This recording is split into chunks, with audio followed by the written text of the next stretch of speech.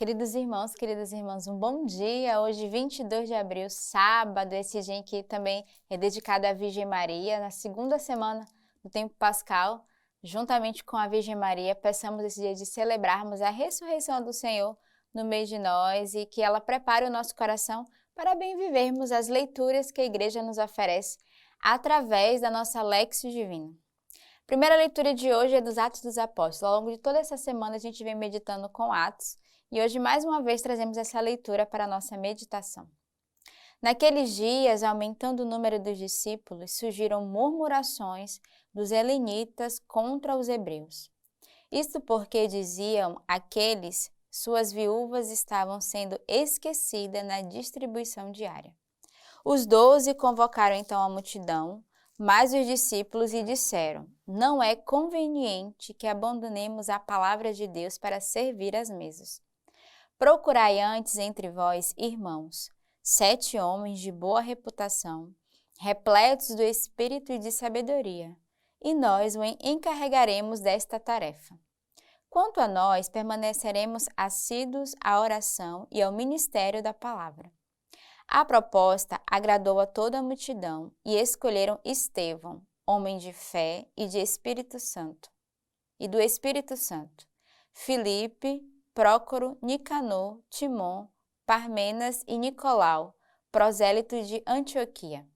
Apresentaram-no aos apóstolos e, tendo orado, impuseram-lhe as mãos. E a palavra do Senhor crescia.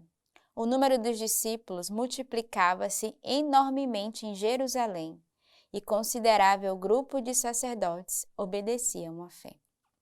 Então, essa leitura do Ato dos Apóstolos, ela vai falar justamente da instituição do diaconato. É aqui que nasce o ministério do diácono.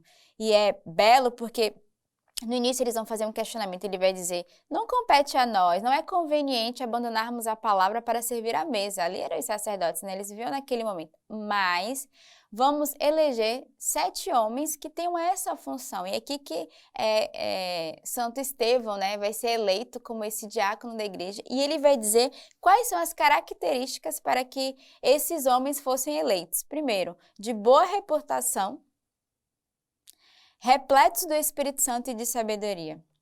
Então, é necessário pedirmos ao Senhor na nossa igreja homens que sejam verdadeiramente repletos do Espírito Santo, que tenham uma boa conduta, uma boa moral para exercer esse ministério do serviço da mesa, que é esse serviço da Eucaristia, mas também o serviço da palavra. E a proposta vai agradar a multidão, né? Justamente essa eleição desses homens que podem servir ao Senhor. E aí ele vai escolher esses 7 homens, entre eles um conhecido que é Estevão, que nós conhecemos, diácono, que é o primeiro diácono da nossa igreja. E ele vai dizer justamente, né, vamos rezar e impor as mãos sobre esses homens para que eles sejam verdadeiros homens servidores do altar, servidores da mesa. E depois ele vai acrescentar dizendo, né, o número dos discípulos multiplicava-se enormemente em Jerusalém. Muitos homens queriam servir ao Senhor e é considerável o grupo de sacerdotes que obedeciam à fé. Então, neste dia, com esta leitura, é dia de rezarmos para que o Senhor suscite no coração dos homens esse ministério do diaconato, de que muitos homens possam servir à mesa, homens repletos do Espírito Santo, né? Homens que, de fato, queiram viver essa graça de serem verdadeiros servos do Senhor ali junto ao altar, ao lado dos sacerdotes. Então, as esposas que estão nos acompanhando, rezem, quem sabe no vosso coração não é o vosso esposo que é chamado a esse ministério. Nós sabemos que a esposa precisa autorizar a igreja para que o seu esposo viva esse ministério, mas hoje rezamos também pelos diáconos que já existem na nossa igreja, para que eles possam ser verdadeiros homens servidores do altar, mas servidores também da palavra. O salmo de hoje é o Salmo 32. Ó justos, exultai no Senhor, aos retos convém o louvor. Celebrai o Senhor com a harpa, tocai-lhe a lira de 10 cordas. Pois a palavra do Senhor é reta e sua obra toda é verdade. Ele ama a justiça e o direito. A terra está cheia do amor do Senhor. Eis que o olho do Senhor está sobre os que o temem, sobre aqueles que esperam seu amor, para da morte libertar a sua vida e no tempo da fome fazê-los viver. Ó justos, exultai no Senhor. Então, Peçamos ao Senhor a graça de sermos esses homens e mulheres justos que exultam e que se alegram no Senhor. E aos retos convém o louvor, que o louvor brote também dos nossos lábios. Mas eu queria destacar o versículo 4 do Salmo, pois a palavra do Senhor é reta e sua obra toda é verdade. Então a palavra do Senhor é essa que nos conduz, é ela que realiza a sua obra de verdade, mas também a sua obra de santidade, de santificação e de salvação no meio de nós. E o evangelho de hoje é o evangelho de São João. Ao entardecer, os discípulos desceram ao mar e, subindo num barco, dirigiram-se a Cafarnaum, do outro lado do mar. Já estava escuro e Jesus ainda não viera encontrá-los. Além disso, soprava um vento forte e o mar ia se encrespando. Tinham remado cerca de 25 ou 30 estádios. Quando viram Jesus aproximar-se do barco, caminhando sobre o mar, ficaram com medo. Jesus, porém, lhe disse: Sou eu, não temais.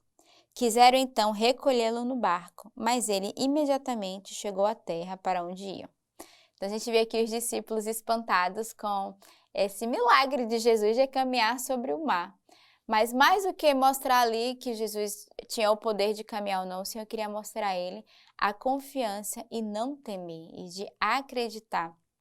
E é interessante porque eles estavam ali no mar, já estavam escurecendo, então diante das trevas da noite, a primeira coisa que vinha no coração dos discípulos era o temor, era o medo. E a palavra vai dizer, né? O vento soprava forte e o mar ia se encrespando. Então, naquele momento ali havia uma certa insegurança. E Jesus que aparece diante deles e vai dizer: Sou eu, não temais. E muitas vezes o Senhor se revela a nós e no nosso coração há uma insegurança ou até mesmo uma incredulidade. E hoje é o dia de pedirmos essa graça ao Senhor, de não temermos, mas de confiarmos na sua presença que muitas vezes vai aparecer a nós de forma inesperada. Através de vários sinais e gestos, o Senhor se revela também no meio de nós e às vezes nós não compreendemos e até tememos. E o Senhor que vai dizer: não temas, não importa como Ele vai se revelar a você, se Ele vai aparecer de fato caminhando sobre as águas ou se Ele vai caminhar à sua frente, mas o Senhor que se revela de diversas formas. E nós devemos ter essa confiança e não devemos temer o Senhor. E hoje a leitura patrística que a igreja vai nos oferecer é da Constituição Sacrosanto Concílio sobre a Sagrada Liturgia do Concílio Vaticano II, cujo tema é o plano da salvação. Deus quer que todos os homens sejam salvos e cheguem ao conhecimento da verdade. Por isso, muitas vezes, de muitos modos, falou outrora aos nossos pais pelos profetas, quando se completou o tempo previsto.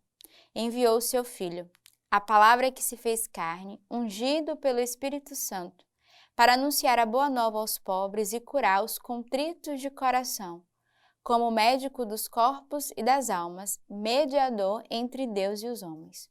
Sua humanidade, na unidade da pessoa do Verbo, foi o instrumento de nossa salvação.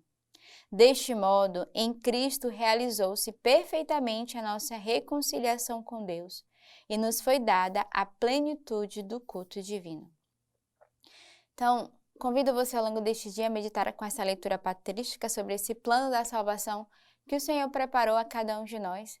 Mas também te convido a rezar ao longo deste dia, neste sábado, com a Virgem Maria, né? Um dia dedicado também a ela, a nossa igreja. Peçamos a intercessão da Virgem Maria de compreender os mistérios e os sinais de Deus. E eu quero te fazer um convite especial, é que no final desse mês, a partir do dia 28, 29, 30 e 1º de maio, estaremos vivendo em toda a nossa comunidade o Retiro do Carisma. Então, você que quer conhecer um pouco mais sobre o carisma da comunidade Semente do Verbo, é um retiro especialmente para os membros de aliança ou aqueles que conhecem já a obra Sementes do Verbo e que caminham conosco, mas sobretudo também para você que quer descobrir um pouco mais sobre a graça do carisma Sementes do Verbo. Então procure uma das nossas casas mais próximas, faça sua inscrição e participe para beber e conhecer um pouco mais da graça do carisma Sementes do Verbo. Então deixo esse convite a você a se organizar aí no final do mês para viver esse tempo de graça, conhecendo um pouco mais sobre a nossa comunidade, bebendo um pouco mais das graças do carisma Sementes do Verbo. E que neste sábado tenhamos um dia, né, na graça da Virgem Maria, mas também na graça desse tempo pascal que ainda vivemos, nesse sábado da ressurreição. Que Deus os abençoe.